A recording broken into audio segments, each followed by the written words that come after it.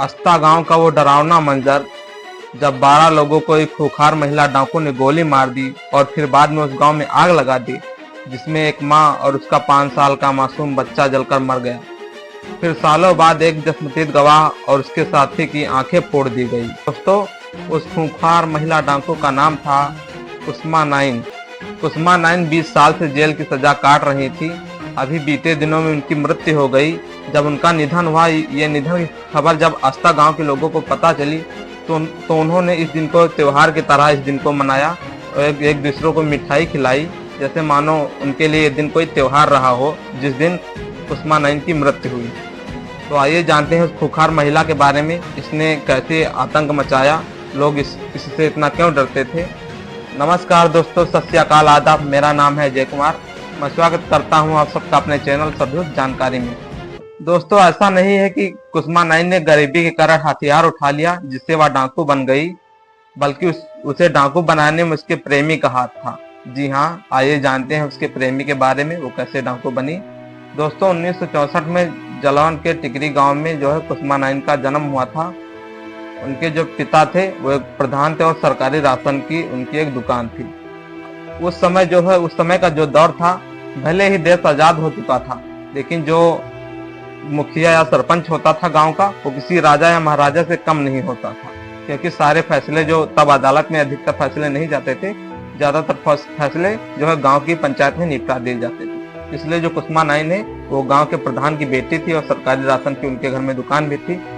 इसलिए जो है कुसुमा नाइन का पालन पोषण जो है राजा महाराजा के बच्चों की तरह हुआ। बहुत ही सुख सुविधाओं से उनका जीवन जो है बचपन बीता।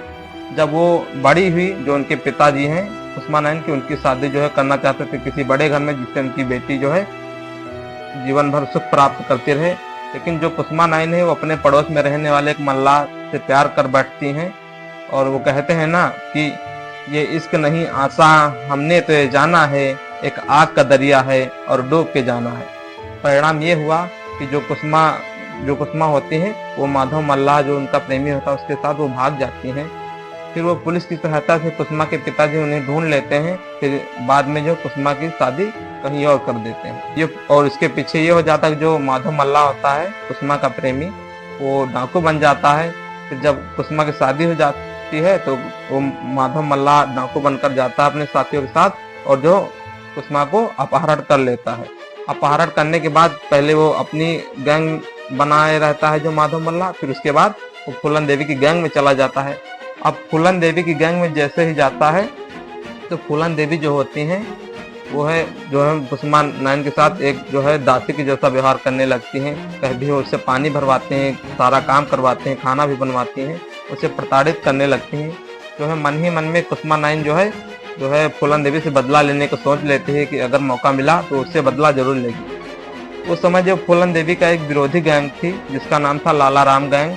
लाला राम गैंग को खत्म करने के लिए जो है फूलन देवी कहने से विक्रम मल्लाह ने कुसुमा नाइन को लाला राम की गैंग में शामिल कर देता है, लाला राम को खत्म करने के लिए। लेकिन जो कुसुमा नाइन होती है वो मौके का फायदा उठा लेती है, वो लाला राम की गैंग से दोस्ती कर लेती है और वो जो विक्रम का जो हत्या करवा देती है और साथ में माधव मल्लाह भी जो है मारे जाते हैं।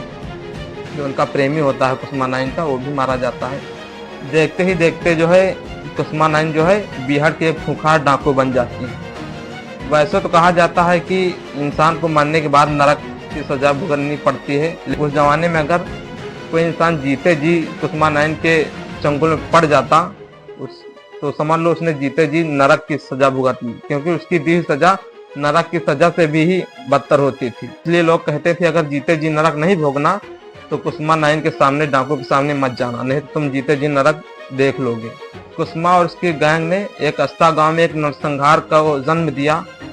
दिन था 26 मई का और सन था 1984 का, जब अस्ता गांव में जो है कुसुमा नाइन ने 12 लोगों को लाइन में खड़ा करके गोली मार दी और फिर बाद में उस गांव में भयंकर आग लगा दी, जिसमें एक माँ उसका 5 साल का बच्चा जलकर मर गया। ये आतंक उसका यहीं पर नहीं रुका, फिर उसने फिर 95 में एक जो है रिटायर्ड एडीजी को किडनैप कर लिया, अपहरण कर लेती है और फिरौती में उससे पैसे मांगती है।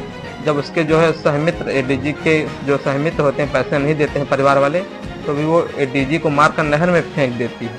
जब नहर में फेंक देती है फिर उसके बाद इनाम रखा जाता है, उसके ऊपर 35,000 का इनाम रखा जाता है। कहानी यहीं पर ख़त्म नहीं होती। फिर एक अस्ता गांव का एक और मंजर आता है। कुसमान 9 के जो समूह में एक व्यक्ति होते हैं फक्कड़ बाबा, उनका नाम होता है फक्कड़ बाबा उर्फ राम आश्रय, कुछ ऐसा नाम होता है। उनके जो भांजे होते हैं रमाकांत, मोहन और पप्पू, आस्था गांव के कामता प्रसाद की हत्या कर देते हैं। और कामता प्रसाद की हत्या का एक जसनतेज गवाह होता है संतोष गवाही ना दे सके, इसके लिए कुसुमा 9 की अगुवाई में संतोष और उसके साथी राज बहादुर और कुल मिलाकर 6 लोगों को अगवा करके बिहाड़ ले जाती है। वहां 6 लोगों को मारती पीटती है। संतोष और उसके साथी राज बहादुर की तेजदार हथियार से आंखें फोड़ दी जाती हैं, जिससे वह कुछ बयां न कर सकें। डरकर वो सब बैठ जाते हैं, फिर कोई गवाही नहीं होती। इस तरह दिन ब दिन उसका आतंक बढ़ता जाता है। फिर न जाने कहां से 2004 का जब वक्त आता है, जो उसकी गैंग में एक जो अभी हमने उनका जिक्र किया था फक्कड़ बाबा, उसे कहते हैं सरेंडर करने के लिए। न जाने क्यों उसके मन में कौन सी बात आ जाती है, वो फक्कड़ बाबा की बात मान लेती है और सरेंडर कर देती है। 2004 में वो सरेंडर कर लेती है और उसे करीब 20 साल की सजा होती है जेल में। 20 साल की सजा काटते हुए उसे टीबी की बीमारी हो जाती है, जहां उसे इलाज के लिए लखनऊ लाया जाता है KGMU में, और वहीं वह दम तोड़ देती है। जब अस्ता गांव की यह खबर मिलती है कि जो कुसुमा 9 का निधन हो चुका है, तो वो लोग खूब ढेर सारी खुशियां मनाते हैं। कई जो वहाँ मीडिया को लोग हैं, वहाँ इंटरव्यू लेने गए तो उन्होंने बताया कि यहाँ लोग बहुत खुशियाँ मना रहे हैं कि अब जो उनके साथ अत्याचार हुआ था उन्हें आज न्याय मिला है। देर से ही लेकिन आज उन्हें इंसाफ मिला है। तो आज के लिए इतना ही। अगर ये जानकारी आप लोगों को अच्छी लगी हो तो वीडियो को लाइक कीजिए, चैनल को सब्सक्राइब कीजिए। मिलते हैं ऐसे किसी वीडियो में, तब तक के लिए धन्यवाद। जय हिंद, जय भारत।